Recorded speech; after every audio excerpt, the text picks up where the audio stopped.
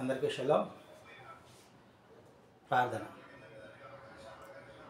సర్వోన్నతుడా, సర్వాధికారి, నిన్న నేడు నిరంతరం ఏకరీతి గల తండ్రి, ఆశ్చర్యకరుడు, అద్భుతకరుడు, ఆలోచనకర్తవు, సర్వసృష్టికర్తవు, మమ్మల్ని బలపరచువాడు, మమ్మల్ని స్థిరపరచువాడు, మమ్మల్ని నడిపించువాడు, మాకు సహాయం చేయువాడు నీవన్న తండ్రి. మీ ఘనమైన నామమునకు స్తుతులు స్తోత్రాలు చెల్లించుకుంటున్నా. ఈ ఉదయకాల సమయంలో నీ వాక్యమును ధ్యానించి మీ వాక్యముతో ఉదక స్నానం చేయించుచున్న విధానం బట్టి మీకు వేలాది స్తుతులు స్తోత్రాలు చెల్లించుకుంటున్నా తండ్రి. అంత మాత్రమే కాదు, కానీ మా ప్రవర్తన యందు మేము పరిశుద్ధులమై ఉండుటకు మీరు సహాయం చేసి నడిపిస్తున్న విధానం బట్టి మీకు వేలాది స్తుతులు స్తోత్రాలు చెల్లించుకుంటున్నా. పరలోక స్వాస్థ్యమును పొందుకొనుటకు తండ్రి మీరు ఎంతో సహాయం చేస్తూ, మేము తప్పిపోతున్నప్పటికీ అనేక మార్లు మీరు మమ్మల్ని లేవనెత్తుతున్న విధానం బట్టి మీకు వేలాది స్తుతులు స్తోత్రాలు చెల్లించుకుంటున్నాం. ఈ ఉదయకాల సమయంలో మీ వాక్యాన్ని ధ్యానించి తగు రీతిగా మేము ఫలించినట్లుగా మా మనోనేత్రములు వెలిగించుచున్నందుకే మీకు వేలాది స్తుతులు స్తోత్రాలు చెల్లించుకుంటూ ఈ మా మనవులను మా రక్షకుడు మోక్షకుడైన నజరేయుడైన యేషువా మెస్సీయ నామమున అడిగి పొందుకుంటున్నాం తండ్రి.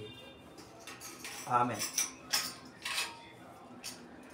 అడిగినంత కంటే అధికముగా చేయు ఐశ్వర్యవంతుడవు నీవే యెహోవా. అడిగినంత కంటే అధికముగా చేయు ఐశ్వర్యవంతుడవు నీవే యెహోవా.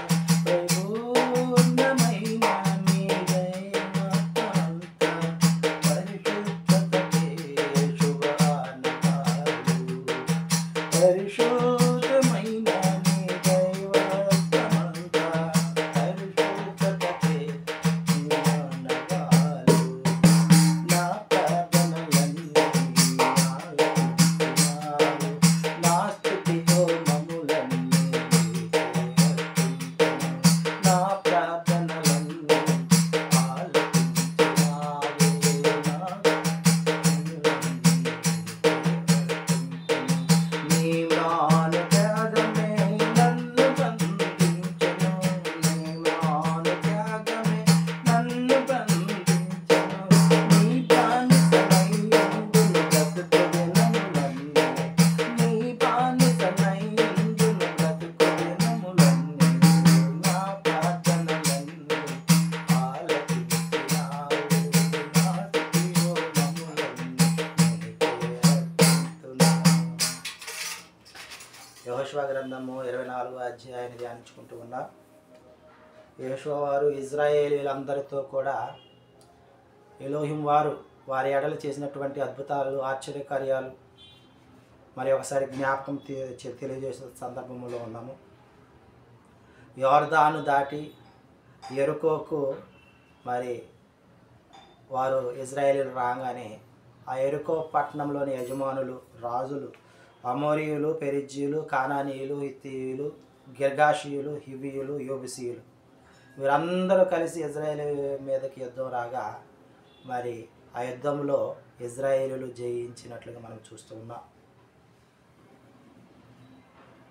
మిమ్మల్ని గెలిపించింది నేనే ఎలోహిం వారే అని జ్ఞాపకం చేస్తూ ఉన్నాడు యెహోషువ.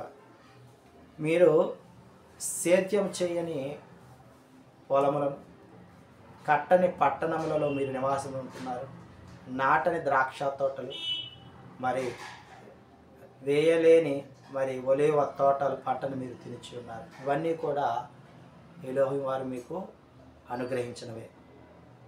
కాబట్టి మీరు అదోనయందు భయభక్తులు కలిగి నిష్కాపట్యముగా సత్యముతో ఎలోహిం వారిని సేవించాలి అని, ఒకవేళ ఆ విధంగా మీరు సేవించక ఆయనకు విరోధముగా ఏ పైనను చేసి లేకుంటే ఏ విగ్రహమైనా పూజించిన ఎడల మీరు శాపగ్రస్తులు అవుతారని మరి ఒకసారి జ్ఞాపకం చేస్తూ ఉంటాడు.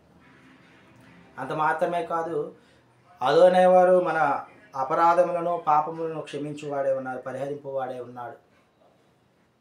కాబట్టి ఈ మాటలు మరి మీరు జ్ఞాపకం చేసుకున్నప్పుడు అన్నప్పుడు ఇజ్రాయేలీలందరూ కూడా సమాజం అంతా కూడా లేదు మేము జీవము గల ఎలోహింని మేము సేవించదము మిగతావన్నిటిని మేము పారవేస్తాము అని అనినప్పుడు యెహోషువ గారు ఇక్కడ నేను ఆయన యొక్క వాక్యములను ఈ రాతి మీద రాస్తున్నాను, ఆ ఆజ్ఞలను ఈ రాతి మీద రాసి అక్కడ మస్తకి వృక్షం కింద నేను పెడుతున్నాను, సింధూర వృక్షం కింద పెడుతున్నాను. ఈ రాయి విన్నది మీ మాటలు నా మాటలు, మీకు నాకు మధ్య ఈ రాయి సాక్షిగా ఉన్నది అని ఆ రాతిని మరి నిలవబెడతారు సాక్షిగా. కాబట్టి ప్రియమైన సహోదరులారా, ఈ అన్ని మాటలు చాలించిన తర్వాత షెకెములో నిబంధన జరిగించిన తర్వాత 110 సంవత్సరాల తర్వాత 110 సంవత్సరాలకు యెహోషువ గారు మృతి పొందినట్లుగా దేవుని మనము గమనించగలం. ప్రియమైన సహోదరులారా, ఇక్కడ రాతికి వినబడుతుంది అని అంటున్నాడు. రాయిని సాక్షిగా పెట్టినట్లుగా మనం చూస్తూ ఉన్నాం. కాబట్టి ఏ వస్తువునైనాను మనము ఈజీగా తీసుకోవడానికి లేదు. మనల్ని ఎవరు చూస్తారులే, మనం చేసే పనులు ఎవరు గమనిస్తున్నారులే అని అనుకోవటానికి వీలు లేదు. కాబట్టి జాగరూకుడవై నీ ప్రవర్తనను ప్రీతికరంగా ఎలోహిం వారికి ప్రీతికరంగా ఉన్నట్లుగా నిన్ను నువ్వు సరి చేసుకుంటూ ఆయన మార్గంలో నిలవమని హెచ్చరిస్తూ ఉన్నాడు ఈ దినమున. మనమందరము కూడా హెచ్చరికను పొందుకొని నీతి న్యాయ మార్గములను అనుసరించును గాక. ఆమేన్.